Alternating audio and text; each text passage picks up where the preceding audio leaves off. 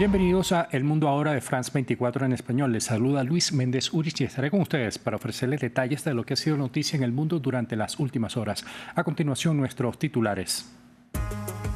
Avanzan las elecciones generales en Honduras. En la nación centroamericana, alrededor de 6,5 millones de personas están habilitadas para elegir a quien sucederá a la presidenta Xiomara Castro en un proceso que se ha visto opacado por denuncias de fraude previo al evento comicial. Tenemos reporte desde Tegucigalpa. Como productivas y exitosas fueron calificadas las conversaciones entre la delegación de Estados Unidos y representantes de Ucrania, en donde se discutió el plan de paz para poner fin al conflicto con Rusia. A pesar de los comentarios de las partes, el secretario de Estado estadounidense Marco Rubio indicó que resta mucho trabajo por hacer. El primer ministro israelí Benjamin Netanyahu pidió al presidente de esa nación ser indultado sobre 3 casos de corrupción, por lo que aún no recibe sentencia. La solicitud, además de provocar reacciones en el seno de la oposición, motivó protestas ciudadanas en las afueras de la casa del presidente israelí Isaac Herzog.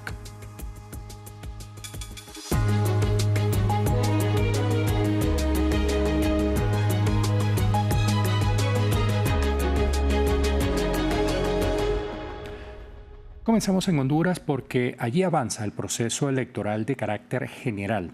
Más de 6 millones de ciudadanos están habilitados para elegir la sucesión de la presidenta Xiomara Castro, los 128 diputados del Parlamento y 298 alcaldes. El proceso, que comenzó desde tempranas horas de la mañana, se lleva a cabo bajo la sombra de denuncias de presunto fraude y la incertidumbre por el respaldo de Donald Trump a uno de los candidatos en pugna. Para ampliar más sobre esta noticia, más temprano, nuestra corresponsal en Tegucigalpa, Kenia Torres, nos envió el siguiente reporte.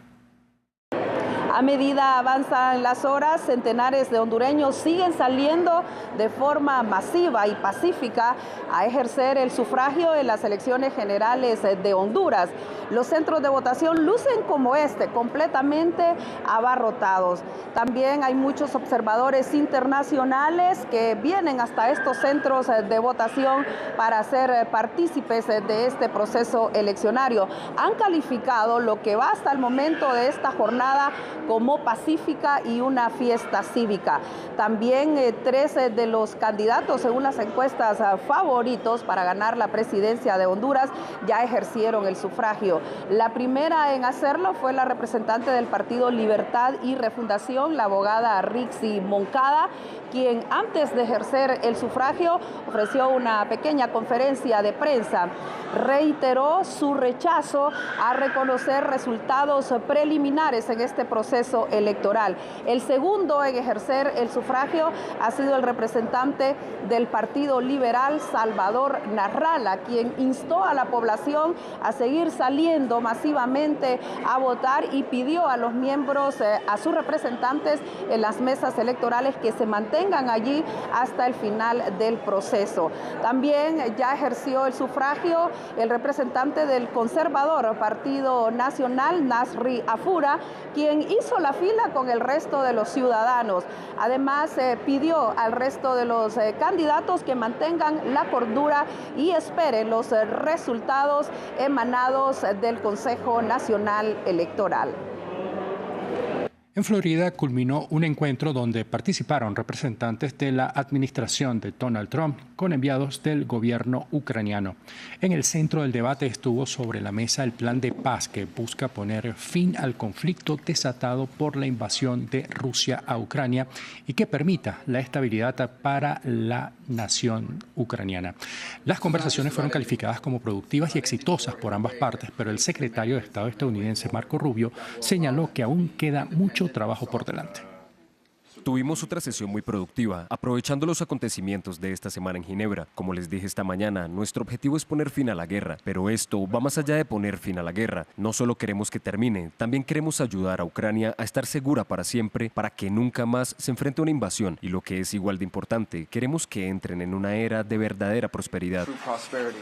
El primer ministro israelí Benjamin Netanyahu solicitó oficialmente este domingo un indulto presidencial en su juicio por corrupción, con el fin, según él, de acabar con las divisiones que sus problemas judiciales han provocado en el país.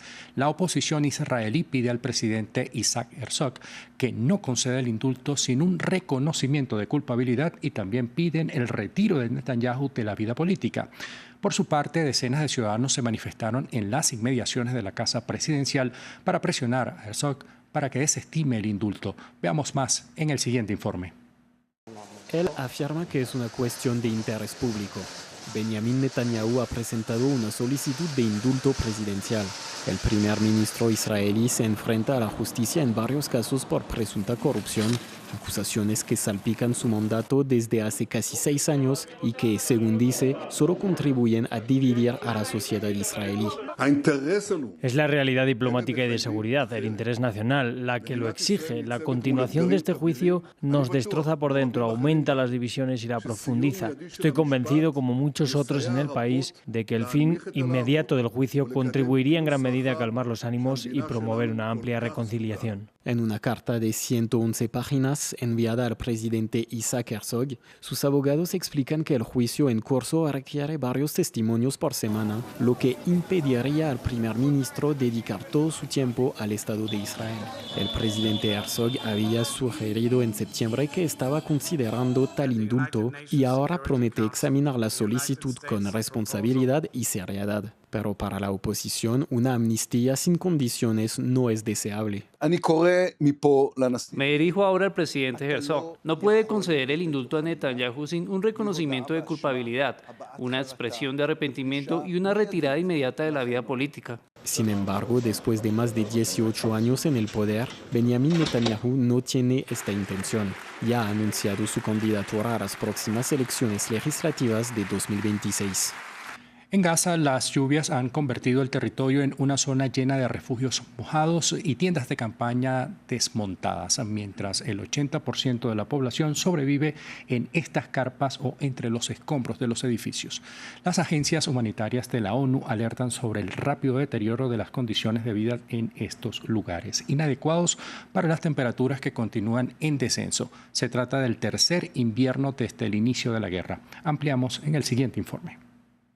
En este campamento de desplazados al este de Gaza, cientos de carpas improvisadas se aferran al suelo embarrado.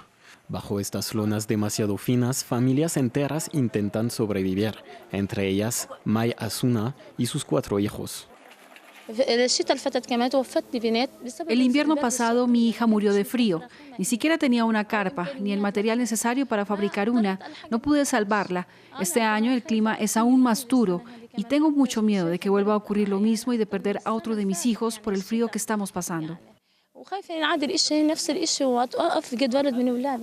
A pocos metros de ahí está la carpa de Tahir Abu Jabal. Esta madre de 7 hijos, originaria de Beit Lahiya, lucha contra el frío, pero también contra el hambre y la sed. En este campamento incluso el agua se paga, condiciones que no les permiten reforzar un refugio que no resiste al viento y a las fuertes lluvias del invierno. En mi carpa somos 9, incluidos mis hijos. Cuando llueve, la carpa se convierte en una cascada sobre nuestras cabezas y no puedo mantener a mis hijos calientes. El 80% de la población de Gaza sobrevive en esas carpas o en los escombros de edificios, según la ONU. 2 millones de personas se ven obligadas a vivir en refugios improvisados, unas viviendas precarias a menudo instaladas en zonas expuestas a inundaciones, donde cada aguacero aumenta el riesgo de enfermedades. Casi 1.000 personas fallecidas es el balance que dejan las inundaciones tras la temporada de monzón que impacta el sudeste asiático. Indonesia es la nación más afectada, donde se contabilizan más de 440 muertos por la situación, específicamente en la isla de Sumatra. El ciclón Ditwa sigue afectando a Sri Lanka, donde más de 330 personas han perdido la vida, al tiempo que en Tailandia el número de víctimas mortales supera los 170. Las autoridades trabajan desesperadamente para dar atención a los sobrevivientes y desplazados por los efectos climáticos. Más en el siguiente informe de William Gasu.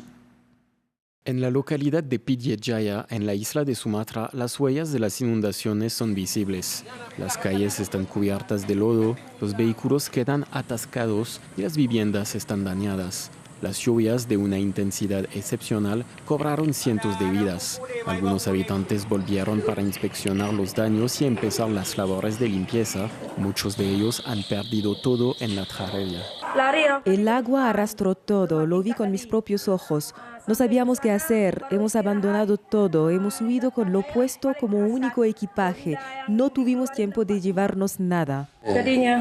Sri Lanka también sigue luchando contra las inundaciones. Tras una semana de lluvias torrenciales generadas por el ciclón Ditwa, el balance de víctimas se cuenta en decenas y el número sigue aumentando. En Colombo, la capital, los equipos de rescate están desbordados y el gobierno pidió la ayuda de la comunidad internacional. El nivel de agua sigue creciendo en ciertas zonas, advirtieron las autoridades. El nivel de las inundaciones está aumentando en algunas zonas y pido a algunos habitantes que estén atentos y evacúen sus hogares. No intenten quedarse en sus casas ya que el nivel de agua está subiendo. El temporal también deja un alto balance en Tailandia. El ministro tailandés de Salud habló de más de 150 muertos y de 4 millones de damnificados. En Hong Kong, la cifra de fallecidos ascendió a 146 tras el incendio de un complejo de viviendas. Con el transcurrir de los días, el número de desaparecidos pasa a incrementar la lista de víctimas mortales. La ciudad sigue conmocionada por el suceso y este domingo se ha podido ver a parte de la comunidad indonesia rezando en recuerdo a las víctimas, muchas de las cuales hacían vida dentro del complejo de viviendas. Our estimated time for the whole search operation is 3 to 4 weeks. Nuestro tiempo estimado para la búsqueda y operaciones es de 3 a 4 semanas, pero ahora soy bastante optimista. Ayer finalizamos operaciones de búsqueda en 2 edificios y hoy también terminamos otros 2 y solo quedan por inspeccionar 3 edificios.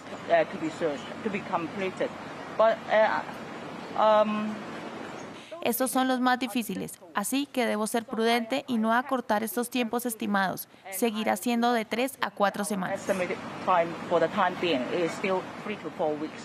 El Papa León XIV sigue de visita por Oriente Medio. El pontífice ya está en Líbano luego que su avión Airbus A320 fuera arreglado en Turquía.